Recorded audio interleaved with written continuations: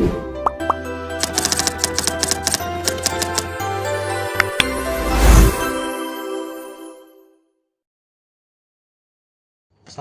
warahmatullahi wabarakatuh. Perkenalkan, nama saya Rian Ripaldo dengan NIM 0701128253001.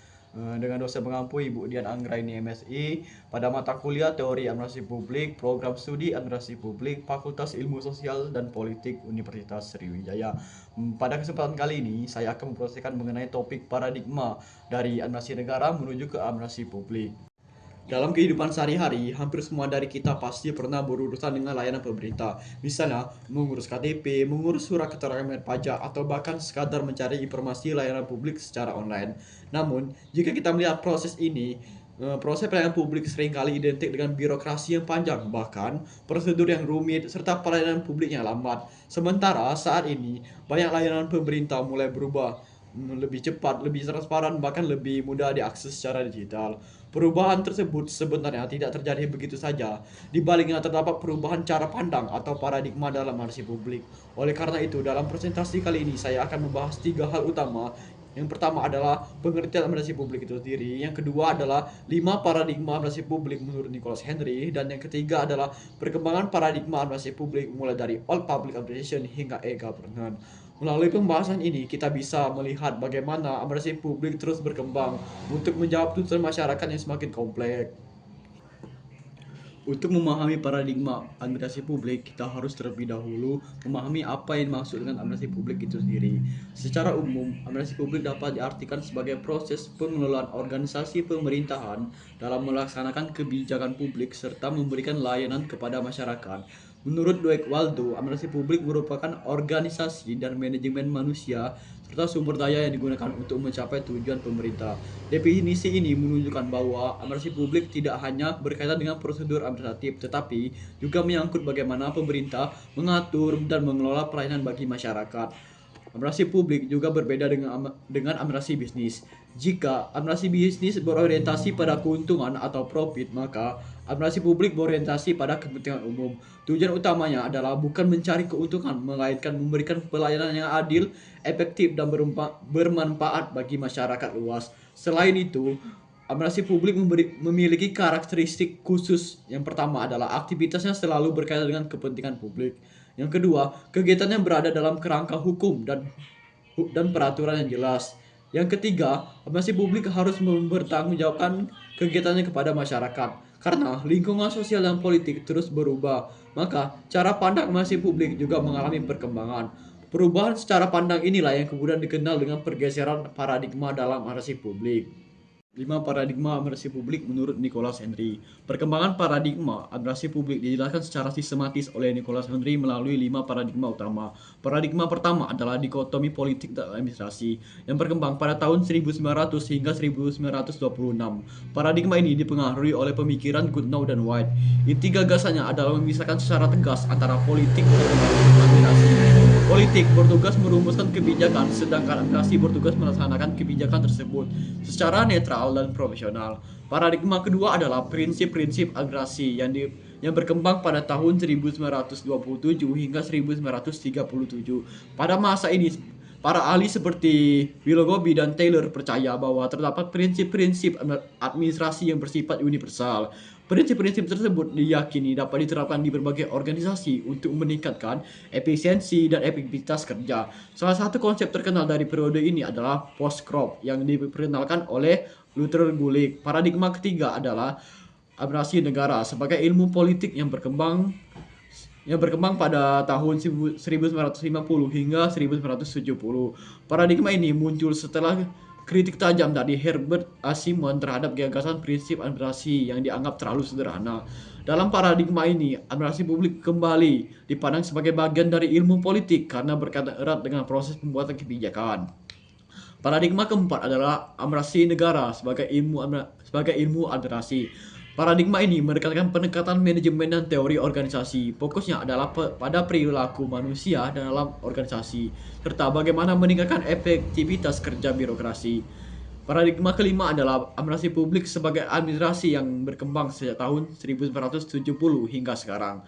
Pada tahap ini, administrasi publik diakui sebagai disiplin ilmu yang mandiri dengan fokus pada pelayanan publik, kebijakan publik, serta nilai-nilai demokrasi dalam pemerintahan. Oke, yang selanjutnya adalah perkembangan paradigma OPA sampai ke e-governance.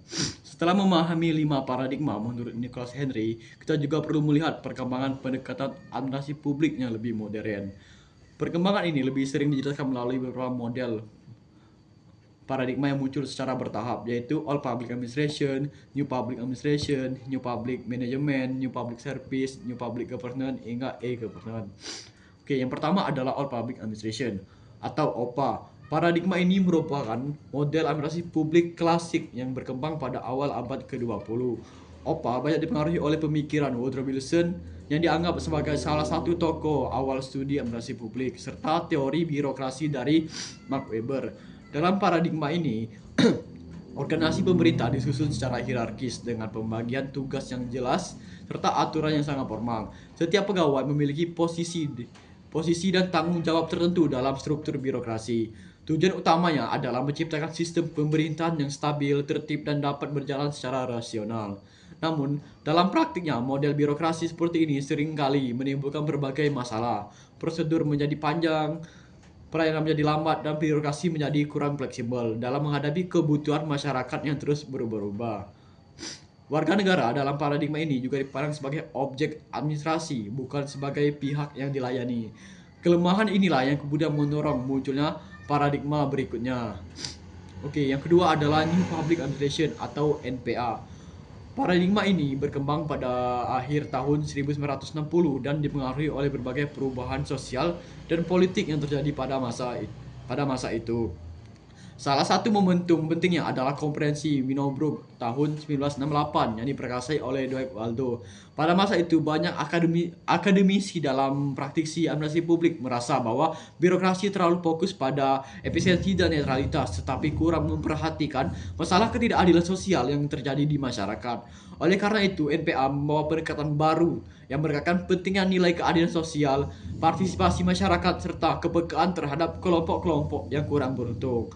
Administrator publik tidak hanya berperan sebagai pelaksana kebijakan, tetapi juga diharapkan mampu berkontribusi dalam menciptakan perubahan sosial yang lebih adil. Dengan kata lain, paradigma ini mulai melihat administrasi publik tidak hanya sebagai kegiatan teknis, tetapi juga sebagai kegiatan yang memiliki dimensi moral dan sosial. Yang ketiga adalah New Public Management atau yang sering dikenal sebagai NPM. Memasuki tahun 1980-an, banyak negara menghadapi krisis fiskal dan tekanan untuk meningkatkan efisiensi sektor publik. Birokrasi pemerintah dianggap terlalu besar, terlambat, dan tidak efisien. Sebagai respon terhadap kondisi tersebut, muncullah paradigma New Public Management yang mencoba menerapkan prinsip-prinsip manajemen sektor swasta ke dalam organisasi pemerintah.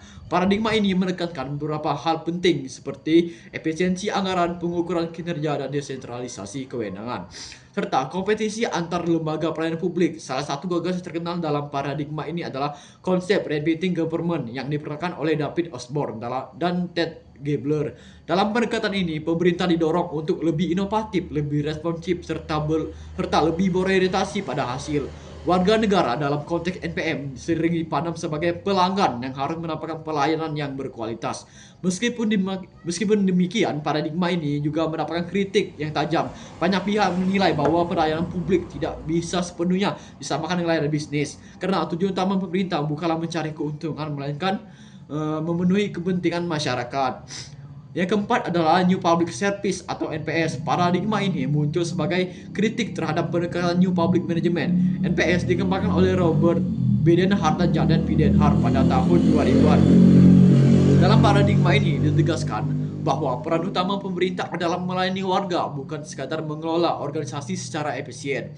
Warga negara di dalam paradigma ini tidak dipandang sebagai pelanggan, tetapi sebagai bagian dari sistem demokrasi yang memiliki hak untuk berpartisipasi dalam proses pemerintahan. Oleh karena itu, administrator publik dalam paradigma ini dituntut untuk lebih mengutamakan kepentingan publik serta membangun dialog dengan masyarakat untuk menciptakan pelayanan yang transparan dan akuntabel. Pendekatan ini juga menekankan pentingnya nilai demokrasi, partisipasi masyarakat, dan tanggung jawab publik dalam penyelenggaraan pemerintahan. Yang kelima adalah New Public Governance atau NPG. Paradigma ini muncul karena semakin kompleksnya masalah publik di era modern.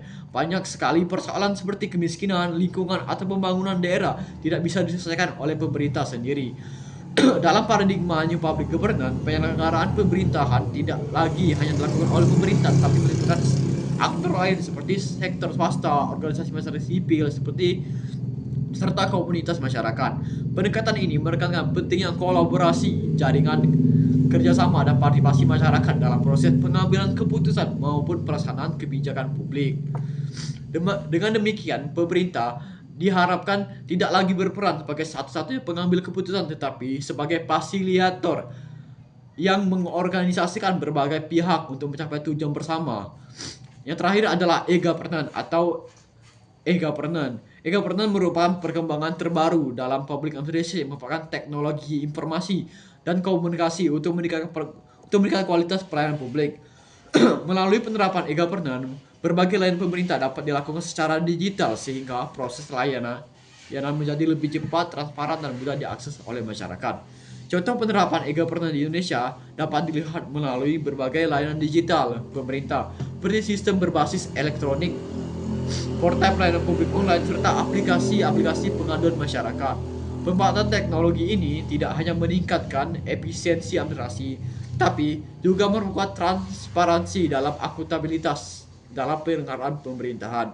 Dengan demikian, perkembangan dari OPA hingga e-governance menunjukkan bahwa administrasi publik terus beradaptasi dengan perubahan zaman, kebutuhan masyarakat, serta perkembangan teknologi.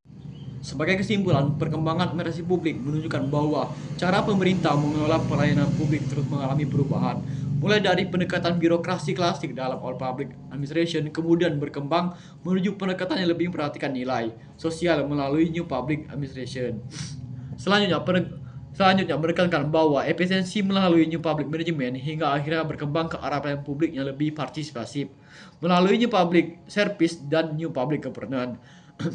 Saat ini, seperti yang kita ketahui bahwa perkembangan teknologi juga mendorong lahirnya konsep e-governance yang memungkinkan pemerintah untuk memberikan pelayanan yang lebih cepat, transparan, dan responsif terhadap kebutuhan masyarakat.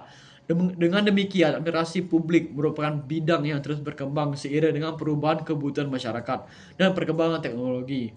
Dengan demikian, presentasi yang dapat saya sampaikan. Terima kasih atas perhatiannya. Saya akhiri. Wassalamualaikum warahmatullahi wabarakatuh.